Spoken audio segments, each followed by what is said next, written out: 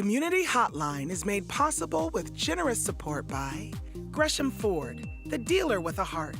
The Contribute to the Community program provides the opportunity for the Gresham Ford team to make a positive impact, serving their customers and helping people across the community. The Outlook, serving the residents of East Multnomah County for more than 100 years. The region's #1 source for information, The Outlook provides readers with intensely local coverage of the issues and people that impact our lives and community. The Mountain Hood Cable Regulatory Commission, advocating on behalf of the public interest on communications policy issues at the local, state, and federal levels. And by Stamp Connection and BeFit Gyms. A very special thanks to all the sponsors who help make our programming possible. Hello, I'm Monica Weitzel, the host of MetroEast's weekly talk show, Community Hotline. Every week, we talk with local nonprofits working to address the needs and inequities we see daily in our community. Tonight, we'll be talking about a fairly new way to fund these much-needed activities. I'm speaking of collective giving. We'll meet a couple of women from a group called 99 Girlfriends. You'll find out how the collective power of women has made a huge impact in serving those in need here in our area. In addition, you'll find out which nonprofit groups received their support this year and why their work is so important. I'm excited to share this information with you. Please don't go away. It's all coming up next on Community Hotline.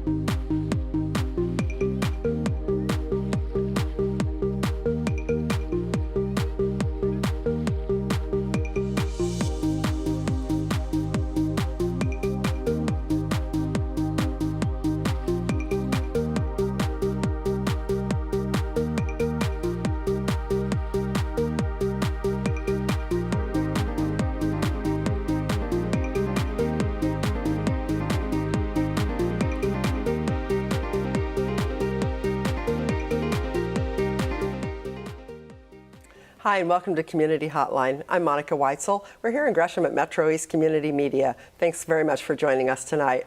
We're going to start off talking tonight with 99 Girlfriends. It's an organization that has made a huge impact in a very short time in our area.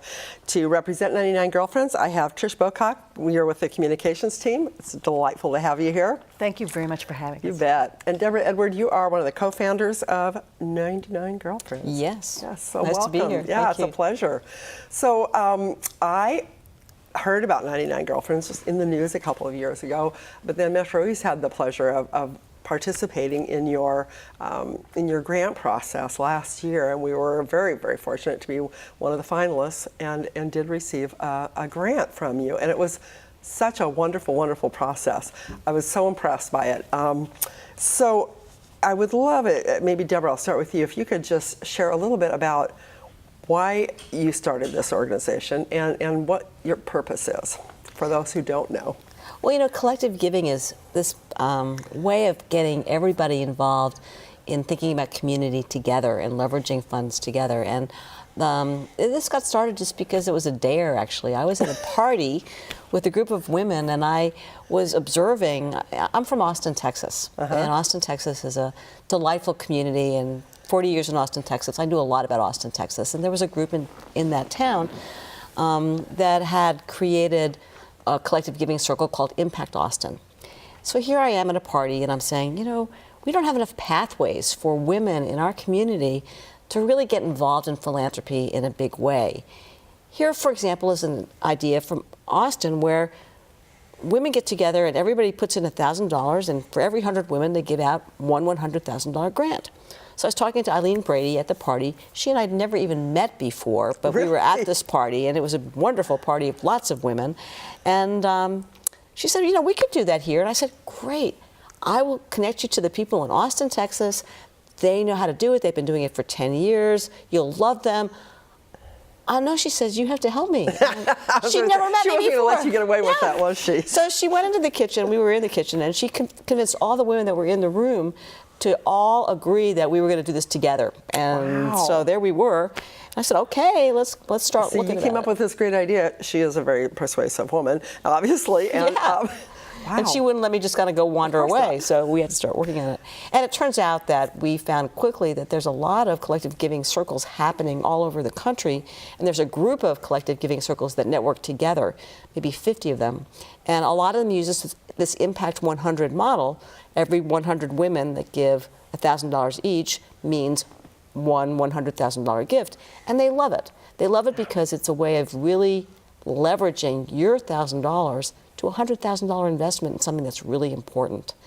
Right. Well, I think if you're like me and like you, Trish, there's so many women who want to make a difference in our community, and I find myself nickel and diming. It's like I hear about this great organization, so I'll give $50 here, I'll give a little bit there, or I volunteer or whatever, and you know it's important that every little bit helps, but the opportunity to actually make a big impact doesn't come along very often. You figure your little bits here and there will make a difference, but it's hard to know sometimes if it's a good fit, if your money is going for something that's really important, so you're kind of afraid to give a big amount, or, there's different reasons why you might not give $1,000. I mean, that's a lot of money, right? It's a lot of money. It's a lot of money. A lot of money. These aren't women who are, that Mega are rich. These are women from all walks of right. life who say, when I look at my philanthropic budget, I've been nickel and diming it. Yeah. Someone's calling me about a bike ride or about a luncheon or whatever, and by the end of the year, I've spent an extra $1,000 on projects that are really important, but do I feel like I've really leveraged my money in a way that's really informed and makes me feel like I'm making a big difference? Right. And so the women that, the first year we thought, well, maybe we'll get 60 women to say, sure, we'll commit $1,100 because we needed a little bit of money to help create this network that's not only grant making, but it's also learning about philanthropy. Right. What does it mean to be an informed philanthropist? So you needed to kind of set up that infrastructure for the whole So we figured maybe program. 60 women would, we were doing a friend-to-friend model. We were inviting friends to hear about us, and we learned a lot from Austin and others about how to kind of get people involved. In the first year, 117 women said, yeah, you bet, we'll do it. Weren't you just floored? Yes. So then how did the name 99 Girlfriends come about?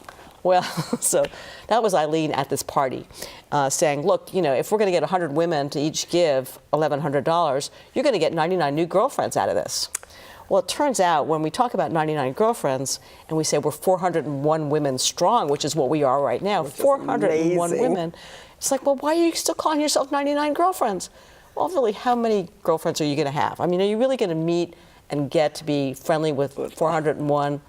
Either way, people love the name. The name is it's a catchy name. Don't you think? I think it was a great name. Where did you first hear about it? My neighbor neighbor lives behind me. She asked me to go to lunch and said, I've got this deal that I'm joining, and would you be interested in it? And she invited me to go to one of the events to introduce me to the organization. And I wasn't sold on it because, as you said, $1,000 is a lot of money. Yeah. And my husband wasn't exactly in on the idea. So that's okay, you're not the girlfriend. Exactly. But I went ahead and I thought, I'm going to try this. I'm going to try it for 1 year. Yeah. And I joined, and I served on one of the grant review committees, which I thoroughly enjoyed. Which we'll hear more about in a little bit. But yeah. Exactly. But it wasn't until the award ceremony at the end of the year that I was blown away, and I said, oh my goodness gracious, this $1,000, as you said earlier, I've been nickel and diming it, giving my little bit here, a little bit here, but my $1,000, when I saw what it went to with all of the organizations, I could support any of them in a heartbeat. Yeah. And to see the exponential value of that was just, I'm in.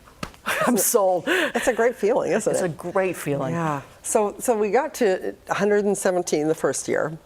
And the first year you give out one $100,000 award. And yes. Right? And that was it, Yeah. right? Okay. And no, when we gave out finalist awards, the we had that finalist extra awards that first year. Okay. $17,000. That's right. And the That's way right. that we borrowed the model that a lot of these Impact 100 groups had been developing, which was thinking about inviting groups from 5 different areas of community work to give us a really bold proposal that they would use $100,000 to make happen.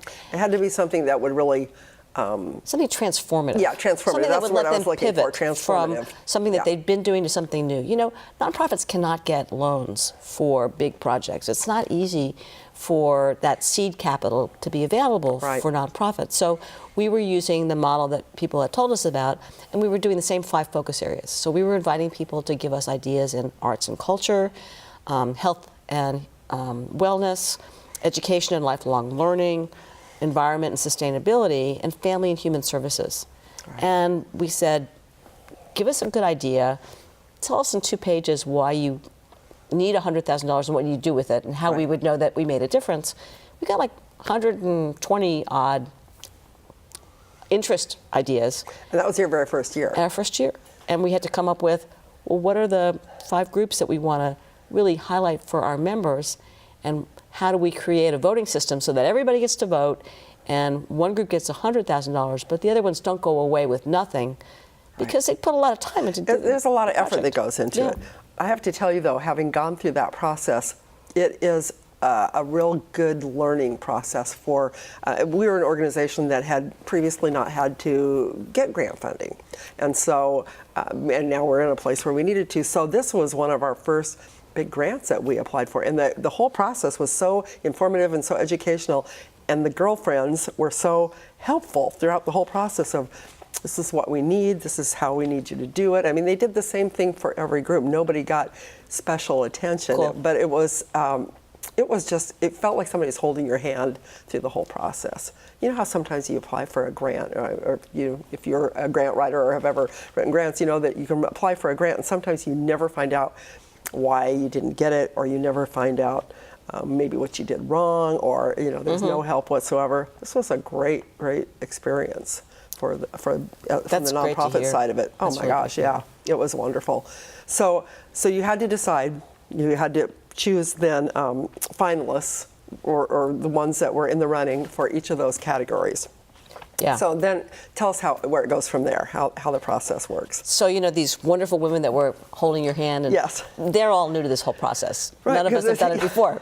So, And I just would like to add, we're all volunteers. Yeah. There's not a That's single right. solitary There's no paid staff. Yeah. We're all volunteers. So Yeah. I'm sure the founders and the people that really were in it from the beginning took on a whole lot of work to make this. we to love make this it. start. I mean, it's just building something is quite Yeah. fun, and the people that started it really enjoy that piece. So it's been nice to bring a very diverse group of thinkers and doers together to make it happen. Women But we had really to train our grant teams to figure out, well, what do you do with these letters of interest, and then select some of these groups and ask them for full proposals, and then review the proposals and review the finances, and then come up with 5 groups to share with the whole membership that the membership's going to want to hear about, Right. and allow each of those groups just a little tiny bit of time to tell their story. Right, and see if they can make enough of an impact on you that you'll get their votes.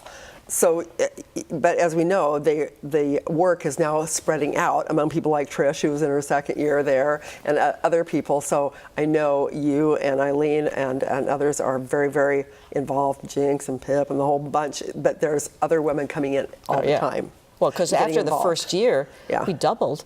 Went from 117 members to 253, and then we came to 401. And a lot of people want to just vote. They just want to vote. They don't Yeah. want to get too involved. But a lot of people really want to get involved and learn and think about community issues and meet the different groups that are doing really important things. And it's been incredible. I think that I think that's the main part, is that you're voting, and that's what some women, that's all they have time for, that's all they want, and they want to know their money is going to something that's important, and so they want to vote, which is one of the beauties of, I think, the organization, is that if that's all you want to do, that's all you have to do. And but if you want to be more involved, then there's all these learning opportunities and the networking and the friend making and the social life is really a big part of it too. So I was so impressed that I joined. I loved that you joined. I was very excited to do that. So I decided that was something I wanted to do too. I was kind of like you, Trish, was like, ooh, that's a lot of money. But well, it feels really good. It feels really good. So are you glad that you did this? You've gotten involved now. You're in the communications team and Very much. Yeah. When I first started, thought, oh, I've been volunteering my whole life. Maybe I just want to do a little bit. Yeah. And I've slowly found my niche in the organization. It's a wonderful organization, and everybody's so welcoming. And everybody works so hard. I have as of yet to find anybody who doesn't honor a commitment when they make one. So yes, I've been enjoying it greatly. Good. I've been working on, I do the newsletter, which is a lot of fun. And I think it was actually my niece who used to do it before you. Kate. Kate, yes, she was terrific at it. She got it She was my started. niece and my goddaughter, yeah. Oh, how funny, small world. I know, isn't that funny? Yeah. So, yeah, and I haven't gotten into any of the, immigrant reviews or anything yet. I wanted to take my first year and just kind of dip my Check it toe out. in, but I want to. I've been to a social, I've been to a learning event, and some of the lunches and things, and it's been great. It's a great start. So tell me a little bit about the other things that we have going on. What have you been to then? You said you went to that first lunch. Oh, there's all sorts of things that go on. Right now we're starting up with our new year, so we have what they're called World Cafe orientations. And when I first went to a World Cafe orientation, I thought, what the heck is a World Cafe orientation? But it's wonderful. It's these small groups of women who are interested in the organization, join up with more the veterans in some home setting, and you go through exercises to learn more about each other and to learn more about the I have not yet done that, so I'm looking forward to that. It's a ton of fun. And then some of the bigger ones, the summer social party was just a huge gala, and it was a hoot. The education aspect that Deborah does a wonderful job with, the discovery forums. And the learning labs. Yes. Yeah. The way that it's organized is kind of lovely because it's very organic, and it's got a mixture of intimate activities where you're able to share your own thoughts or values. Those World Cafes are not only a chance to find out about 99 Girlfriends, but to invite everybody to think about what is it that you really care about in our community? What are some examples of things that you've done in our community? And you hear from all these women that are all different ages. I mean, the range is under 20 and over 90. So you're hearing people tell stories about being in the Peace Corps, or working on a farm, or helping in a jail. And these are people that have so many different life stories. Right. Many of them work full time. Some of them work part time. Some of them are artists. There's a lot of women that are kind of semi-retired or retired, so they're putting a lot of time into community things. And when you hear these World Cafe stories, you're like, boy, I want this way. She went this way, and we're both contributing in some ways to the community. Yeah. Some people that you may never have met because your lives run parallel, but they never intersect. What do you think is the most common thread between all of the women in this group? Intelligence. Intelligence. I love that. I love that. Intelligence, and really a desire to do something good for our community, and to leave it better than we found it, and I think there's this imagination. People love the idea of leveraging their money into $100,000, or this year $400,000. There's this sense of power. I am influencing my community in this very unusual way, and I understand my community better, and I'm kind of putting a bet on something that's going to make a difference. Right. There's just this really... It's empowering, really, and it makes you feel like, wow, I can make a difference. It's like people that say, oh, I don't vote because it doesn't make a difference. When you know darn well it does make a difference. It's like, if you do this, there's no question you're making a difference by the collecting giving concept. I think it's really important. What the learning labs? I went to one about the reading your financial. Reading how to read nonprofit financial statements. That was great. Yeah, that was great. And it's funny. Everybody wants to learn that. Isn't that funny? And that's what I heard. Everybody wants to. Everybody really liked that one. I'm thinking, ew, I don't like reading those. But it was a really good seminar. Good. It was really good. Yeah, it was.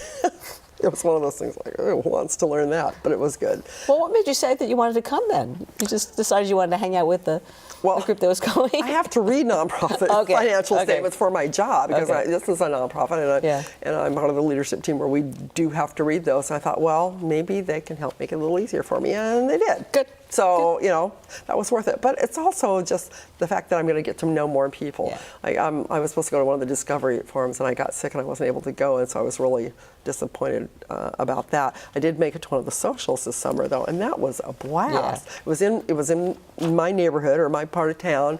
A couple of women that I'd never met before. Actually, one of them I had met at the, I think the awards thing the year before, but her partner that was there, I had not met her, and it was so fun. It was just such a fun time. We had breakfast. We had breakfast outside in their backyard, and it was just lovely. Yeah. So, our learning labs are set up so that each year we have a learning question, and we organize a whole series of events, large group events and small group events in people's homes, based on that one learning question. And the first year, it was all about, well, what kind of social change are we trying to look at? Are we looking at investing in direct services when someone has an urgent need, or investing in systems change where we want to help new systems be available so that there's less homelessness or less hunger? Or are we investing in the kinds of programs that help individuals become better at doing their stuff, scholarships or leadership development or helping kids get to college?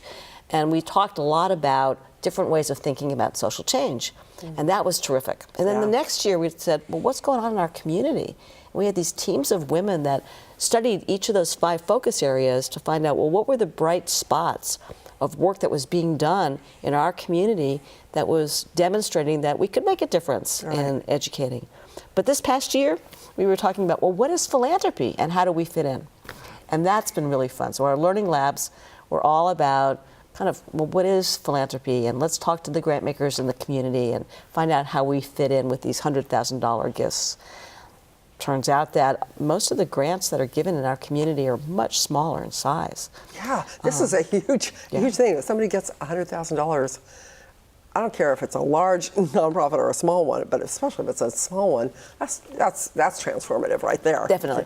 Yeah, Definitely. That makes a huge difference. So when you're giving the grants, you not only need to know that that this grant is going to be used to make a large impact in the community, but that it's sustainable.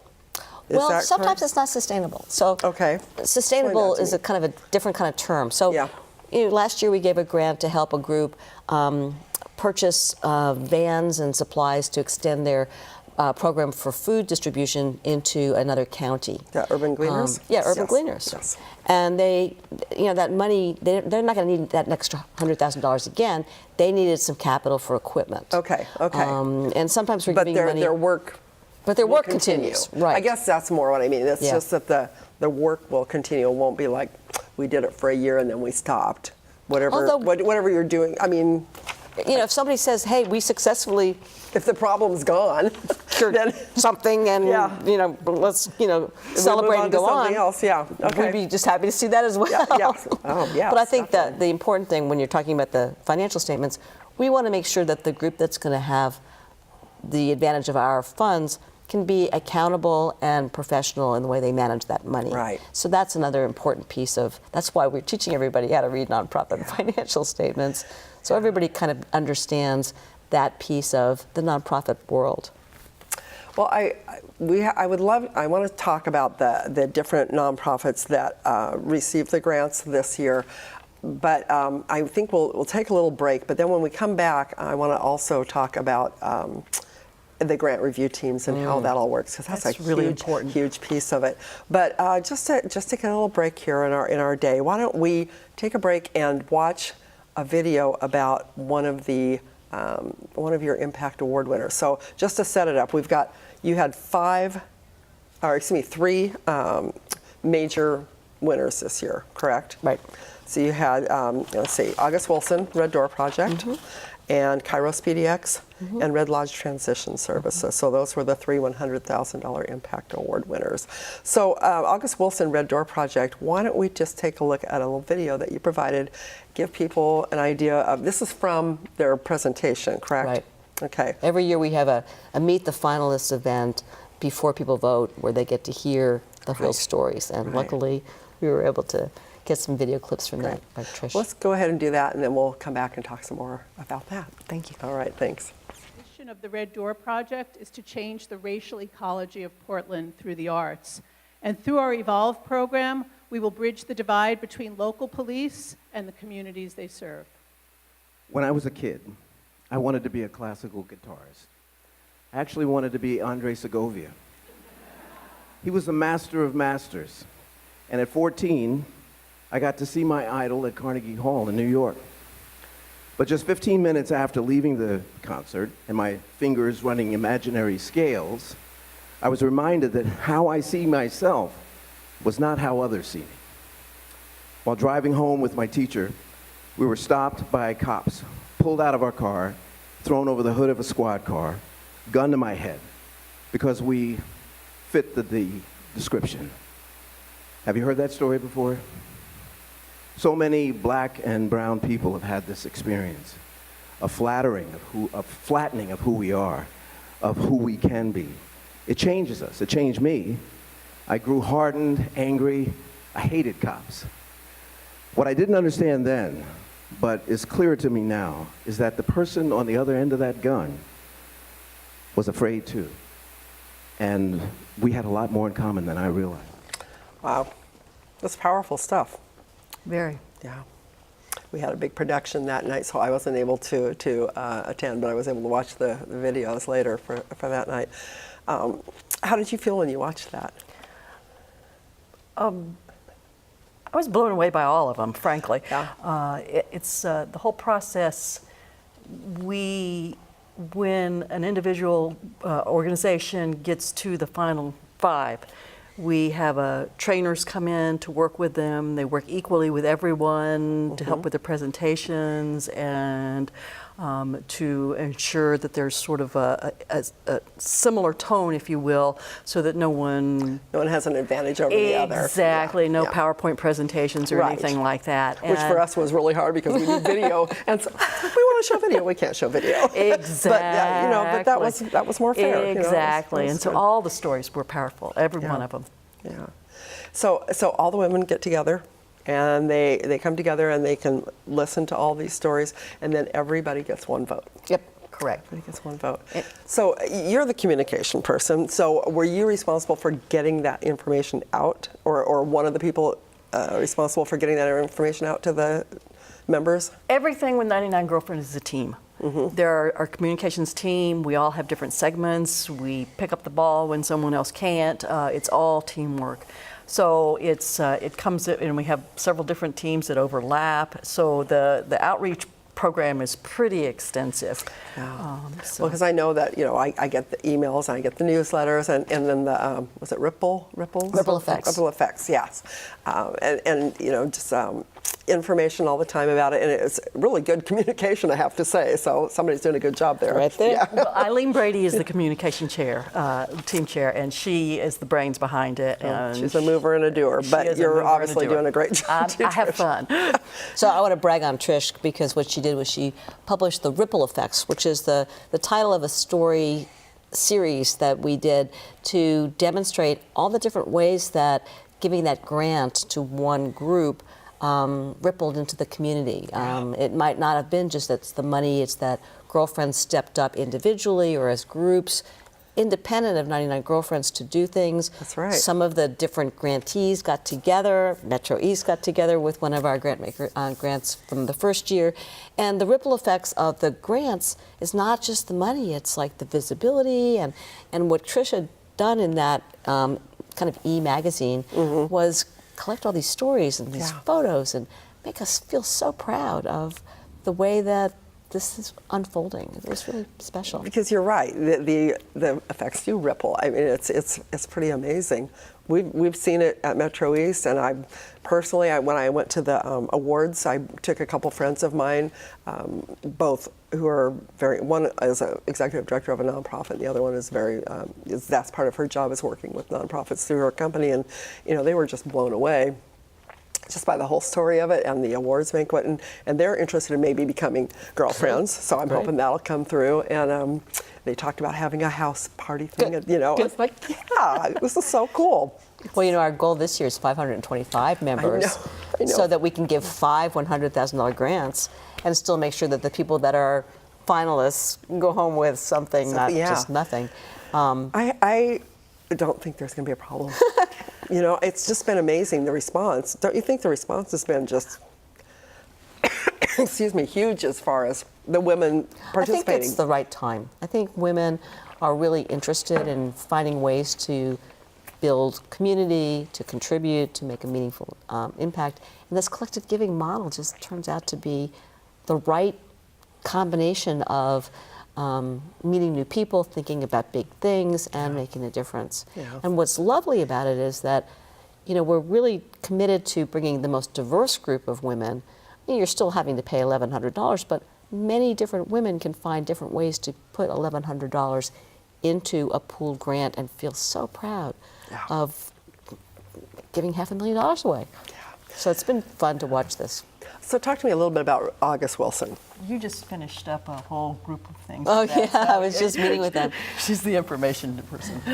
So August, I'm part of the impact team, because one of the things that we do after we give the grants, we've got groups of women that are then making sure that we can share the stories about the success of the grants or the challenges of the projects. Because you learn from that just as much as So the August successes. Wilson's Red Door Project, a couple of years ago, had started this wonderful set of monologues that they were sharing. They're committed to racial equality and making our community a lot more inclusive and comfortable, so that people of all races and communities of color feel like this is a place for them. And they've been doing theater that really encourages that kind of thinking. And a couple of years ago, they did this show called Hands Up, which were monologues of people, young people of color who'd been stopped by cops and had bad experiences. And after they did that, they realized, you know, we do want to see the other side. So they've been working on a new curriculum and a new set of monologues with the law enforcement personnel to tell that side of the story.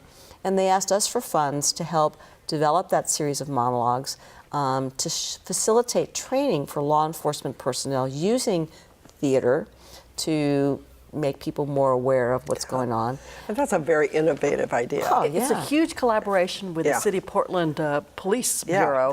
I mean, it's really, you know, that old term of thinking outside the box, that really is. And that's... The two plays that are producing now are called Hands Up and Cop Out. Yeah. So, and everybody's learning from the process, and it's just so needed in our community, and it's very exciting. Well, and it's the kind of thing you can see being taken to communities all throughout the country. A lot of law enforcement people are really interested all over the country. And should be. Checking in. Because this is something really needed. So I was very, very happy to see them get that award. Yeah. So it actually had them on this show a few years ago. Good. And so then there were two other ones that got it. So the August Wilson Red Door Project was in the area of arts. Arts and culture. Okay.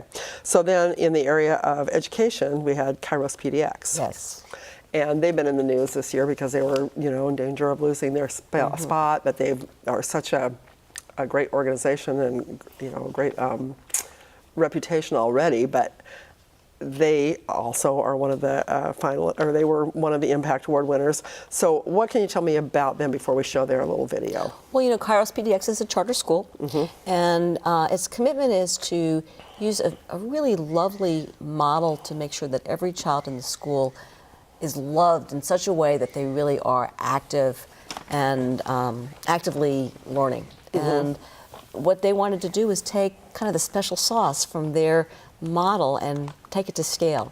They have some very interesting techniques that help them help their students who've been traumatized in some way get beyond that trauma so that they can really pay attention and learn. And so what Kairos asked for was funds to help them kind of document what they're doing and how they're doing it, what their techniques are, share that through a training program, and then help other schools use the same models.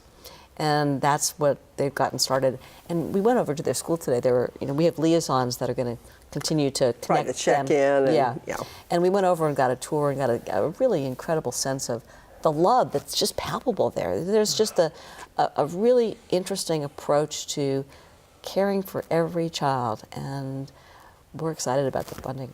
It makes you very hopeful for the future, doesn't it? Yeah. Well, let's take a look at that video then.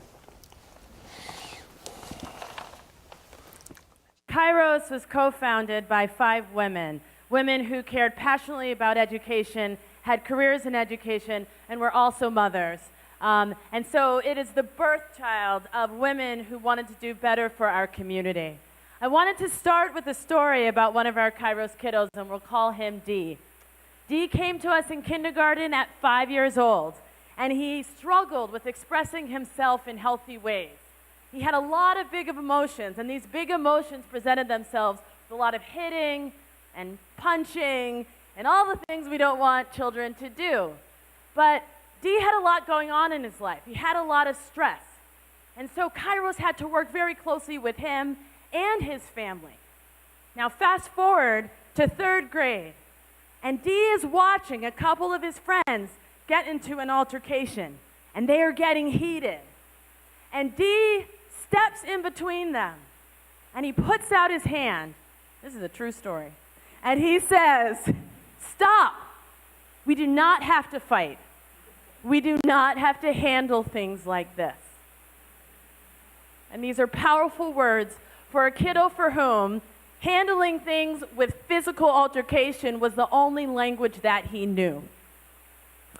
Transformation happens when children like Dee are seen and valued. Transformation happens when they're given skills and they begin to understand the importance of social emotional learning, like empathy and gratitude and discipline. Unfortunately, there are many children like Dee that are never in environments where they're seen and valued and given these skills. The fundamental principle that we use at Kairos to shape and support our children is love. That's going to make me cry. Me as well. Yeah, that's really special. So how do people react when they find out that they've won this huge award? They do the happy dance. I do. That's one of the awardees, that's what the quote they gave me. The happy dance. This is where we did the happy dance. The award itself is transformative for any nonprofit. That's a huge amount of money. And what they're trying to do is transform other lives. So it's a great thing. So what's the follow-up like with the nonprofits that receive these awards? So many of the awards are 2-year awards. You know, for example, Kairos is going to spend 2 years creating the curriculum that they can share, then sharing the curriculum, and then getting feedback and finding other ways. And we have liaisons for each of our projects that provide an opportunity for Kairos and Red Door and others to let our members know about some opportunity for our members to learn more about the issue or to volunteer or to do whatever. And so we have this kind of open door. Nobody has to volunteer. We don't create anything that's really a formal structure, but we offer that. And we also are asking always for stories, and there's always a mid-year report and a final report. And what we've done is we've helped the group create the metrics that they're collecting anyway, you know, measures that they're collecting anyway, but the ones that are most interesting to our members. And our members really want to know, how did it go? And did you reach the same group that you thought you were going to reach? And what was different? Our members really like to learn the lessons that happen along the way. What worked, what didn't work, and what surprises. And they're so supportive. There. So, you know, if there's a real surprise, it's like, oh, yeah, none of us thought about that. Look what you did to handle that. Yeah. And we get excited for that. Well, you know, when you get that much money and you actually can make something huge happen with it, there's going to be some great stories. And as part of the 99 Girlfriends, you want to be part of that. You know, you help make that happen, so you want to know those stories.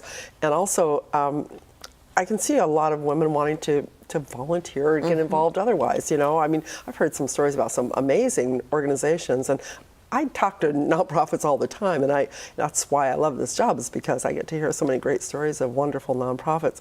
You know, now there's 400. How many? 403? We have 401. 401. 401. Hey, I'm the one. No. A lot of people want to take credit for being the last one. I know, of course they do. I wasn't, but you know, I could say that.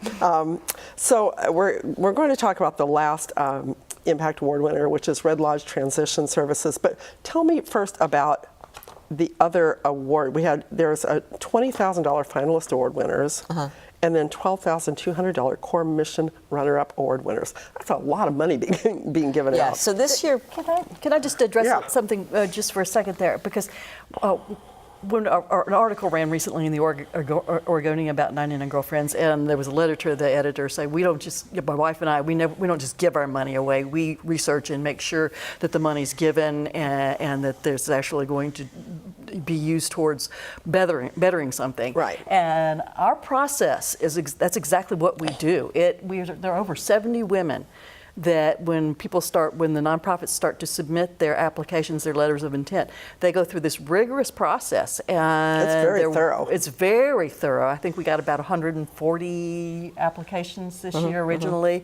And there's a set of criteria, and they must meet that criteria. And then once they meet the criteria, they go into the next level. And there's these 70 women are very dedicated to making sure that these organizations that are legitimate, that can handle a $100,000 grant. Right, that they're not going to waste it, and they're going to make it. It's not just a bunch of ladies sitting around writing a check and then going, woo. yeah, I mean, we call it informed philanthropy. It's not responsive, reactive philanthropy. It's not just showing up because your best friend or your mother said it's a good thing to give Right. to. Or there's a epic tragedy in the world, some catastrophe that you're responding to. It's right. It's informed philanthropy, and it's informed in a way that the 70 women that are really actively involved, they know a lot. They've gone on site visits. They've researched the financials. They've understood the community issues that are involved. They've maybe talked to experts from other groups that are doing similar work. And then the other groups, the other women, the 330 women that were not part of those grant review process, they get to see these videos. They get to read a voter's guide that really provides a lot of information. So what I loved about that comment, because I read it as, you must be doing this right because you are doing the research. We do, and I think people feel really proud of it. Well, yeah, and that's one of the reasons I wanted to be part of it, because having gone through the process, we had to do, provide a couple-page letter, and then we had to provide all this other information, all the financials and things that you normally do with a grant. But then there was a presentation to, we had maybe, 8, 10, I can't remember, women that came, sat down, we did an initial presentation. We had questions. Some we couldn't answer, and we had to get those answers back to them because they weren't going to let that go. They wanted to know those answers, which I thought, well, that's good. That's a good thing. It made me feel like, okay, this money that they're giving away, they know what it's going to, and they know how it's going to be spent, and they know what they expect back. They want to, they want some way of measuring your success in what you did, and it was good because you felt like you were being really held accountable for what that money was that you're going to get. And it's been interesting to hear the reasons that people become members of 99 Girlfriends. Some people say, my family, we all give money to the arts. I'd like to learn more about these other 4 areas. This is my chance to explore other community issues. Or somebody might come in and say, my family does just this kind of, we like doing direct service, or we like doing international, but if I am part of 99 Girlfriends, I get to see arts and education and environmental issues. And it's been very interesting to watch how people have taken advantage of the learning about all these nonprofits. The learning is a big part of it, I think. I think it is. And then we share it with other people. Yes. You tell other people about these wonderful nonprofits that you found out about and the work they're doing, and it's just kind of, there's a ripple effect. Exactly. And so I wanted to come back. I think you had asked a question about the other award winners. Yes. Yeah, let's talk about them a little bit. So there were two $20,000 finalists. Correct. They were there were 5 that were going for the $100,000, Right. and they were the 2 runners-up, the finalists that each were awarded $20,000 each. One of them is Bark, which is involved with restoration and recovery of Mount Hood Forest. Yeah, climate change and beavers. Well, Worth a damn. Yes. Beavers worth a damn. I thought it was cute. Their program is kind of interesting because when they pitch their project, and if they do not win a $100,000 award, then they're no longer tethered to their project, and what they are awarded is our unrestricted funds. So they can use it however they they best. want. Yeah. Exactly. Which that's a huge gift right there, because you don't get that very often. No, you don't. don't, you don't at all. And so the Beaver program was good, but I don't know, I'm sure hopefully they'll put some towards it. Yeah. And the other was Cascade AIDS Project, primary health care to the LGBT plus community. Yeah, LGBTQ And community. they wanted to increase mental health. Their program was Right. to increase their mental health program. And again, because they did not win the $100,000, it's an untethered award and it's unrestricted. So Yeah, I did get the impression they were probably going to use it for that program. I think it's a great growing clinic, and they do good work. Yeah, they certainly do. So those were those two. Now, the $12,200 Core Mission Runner-Up Award winners, these were ones who were not in the They didn't five. go into the finalists. So how were these ones chosen then? Well, the thing is, it was pretty exciting. This year, because we had $401,000 and we made a commitment to the 3 big grants, we had to find a way to honor spending all that money in a good way. So we said, let's double the number of grants and let's give grants that are basically appreciating the core mission of some of the groups that are doing really good work. So when the grant review teams did their work, they picked the finalists, and then they picked other groups that they thought really were deserving of good support. And that's how those... It's kind of like giving them a stamp of approval, So and 10 here you groups go. were, Here's a little... yeah, 10 groups were presented in the core finalist list, and 5 of those groups won the awards. That's great. So you want to tell us for arts and culture, Arts and Culture, Bravo Youth Orchestras. and their after-school program in North Portland, Northeast. I don't know if it's Northeast or just North, but yeah, we had them here. One of them from Cesar Chavez School was here in our holiday production last month. Cool. And it was great. They were wonderful. So that was exciting. And then to be able to listen to a group from another school. I don't know which school they were from at the awards. I can't remember right I now. can't sorry. either, but they were great. Yeah, that they was were fun. And then for education, Adelante Mujeres. okay, and that's they're out in Washington County, correct? And that is it's well, explain to me. I'm trying to think It's working about with that. Latina women. It's mostly for women. I'm trying to remember if it was mostly for women. Is it women victims of domestic violence, or is it just a basic support? I'm trying to remember. I know they've been around for a while and have a really good reputation. It's a strong organization. Yeah. The mission is something I'm not going to be able to describe right now. Okay. Environment, Friends of Columbia Gorge. and they've been busy lately. They've Yes. had Very their work busy. cut out for them. Yes. Yeah. Family and Human Services, Casa for Children. which is a child Court-appointed special advocates advocate. Yeah. working with kids that are in need of going through the Right. court system. Thank God for that. It would be a horrible thing to have to go through as a child, I think. They do a great job, too, of putting together all the resources and, Yeah. and really helping the kids, because it's not a good thing. No. Health and wellness. Virginia Garcia Memorial Health Center, which serves primarily migrant workers. Right. So I think if you go on our website, there's a link to all these programs that gives a lot more detail about all Yes. these organizations and provides kind of a sense of the range of things that are happening in our community to make a difference, and the range of things that we're seeing and we're supporting. Good. Okay, well, the last one, the last Impact Award winner is Red Lodge Transition Services, Healing the Sacred Hoop. I had them on a long time ago, too. Really? That was a fascinating group. They work with Native American women. Right. And they're transitioning back into society. Many of them have been incarcerated, and they're coming back in and trying to create a life that's going to work for them. And this is a residential center that they opened a year ago. And the people that are working there wanted a case manager.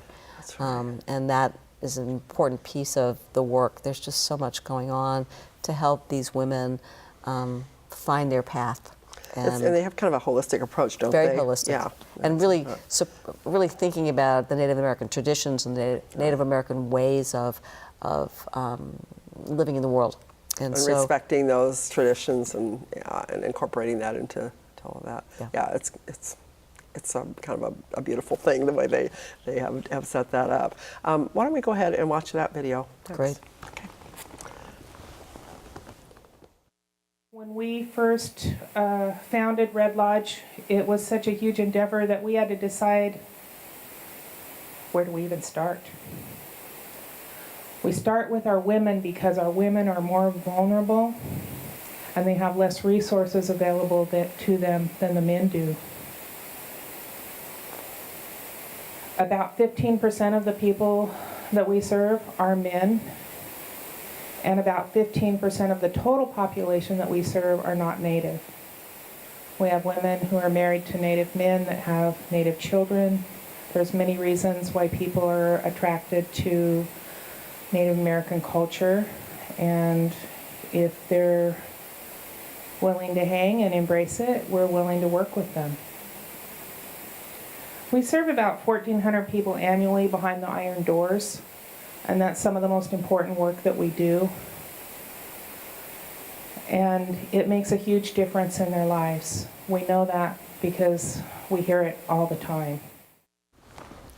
Very important work. Yeah. Yeah.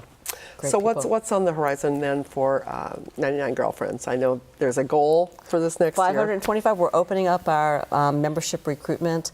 You can do it online, but we'll be doing these World Cafe orientations starting in February.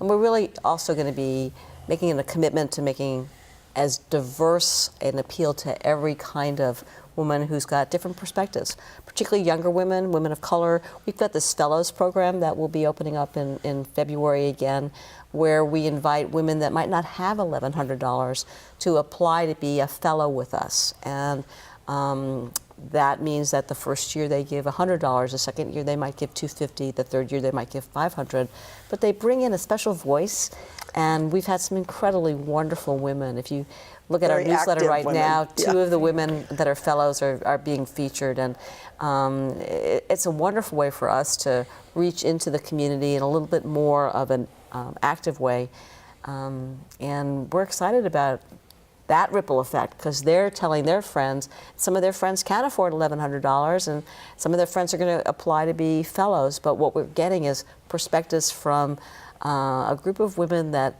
have a very unique way of thinking about changing the world. There's a real difference, I think, by age group on how to make change. And it's all valuable, And so we we love want to it. hear it all. Exactly. And the one last thing, if you do have the money and maybe you don't want to be involved for whatever reason, or even if you do, you could scholarship somebody else. You can sponsor a fellow. Sponsor them, You can yeah. sponsor a friend. You can sponsor Yeah. your daughter. You can sponsor something like Yeah. that. It's What a easy to gift. get involved. Yes. Hey, it's the holiday season. What a great It is gift a that would great be. gift. Yeah. Wouldn't that be? Yeah. Okay. All right. Thank you, both of you. Trish and Deborah, this has been great. I've loved hearing more and learning more about 99 Girlfriends, and I hope that people will check out the website and learn more and become involved. Thanks so much for watching Metro East Community Hotline Show. We're glad that you joined us tonight. I hope you have a very happy holiday season. We'll see you here next week. Good night.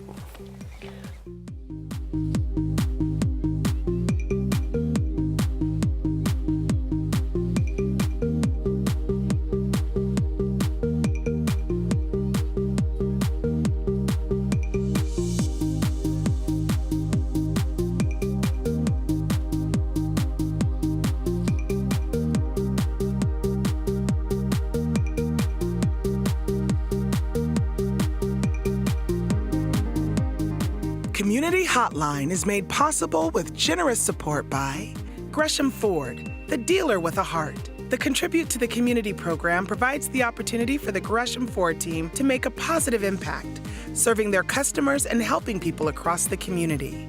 The Outlook, serving the residents of East Multnomah County for more than 100 years. The region's #1 source for information, The Outlook provides readers with intensely local coverage of the issues and people that impact our lives and community.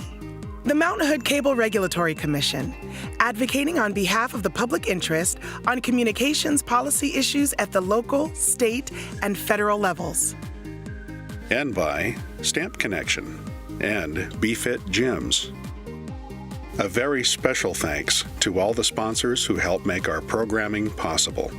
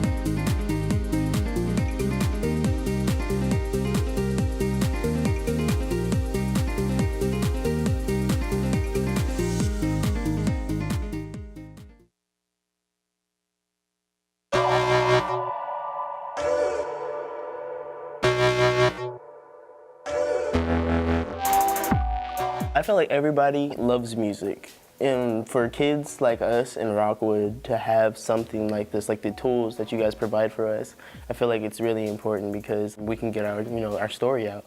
We can tell about what we're going through in these streets and stuff.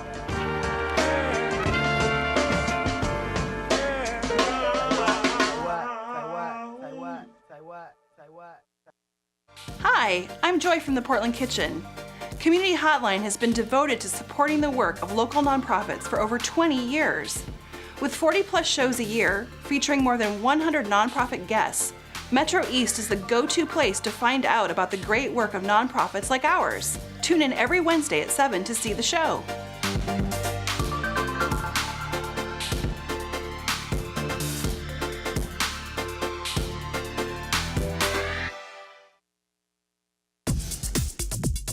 What local community media is to us is literally our lifeline to what's going on in the lives around us. The absolute most important thing that happens in your neighborhood. People's local communities are usually what's most important to them. Because we're the faces, the smiles, the peoples, and the personalities of the community. To not only give people a voice, but to have their voice heard.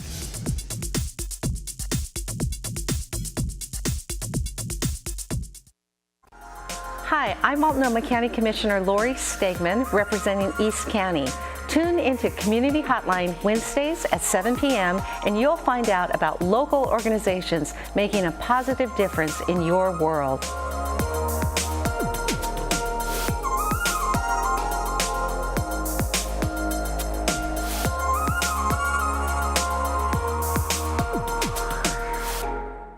First, I want to thank you all for volunteering to help Habitat for Humanity build a house. Your participation means so much. We couldn't do this without you. So, any questions? Come on, don't be shy. No such thing as a silly question, guys. Donate and purchase from the Habitat Restore. That helps build houses. No, you don't need to be able to hold a hammer. Anyone else? Community television is what participatory democracy is about. Like my friend Laird Ross says, it's the last great American soapbox. It gives me a voice. And I'm glad it's available. It's incredibly important to protect a place where all users of locally based nonprofit media have a place to speak and share their stories.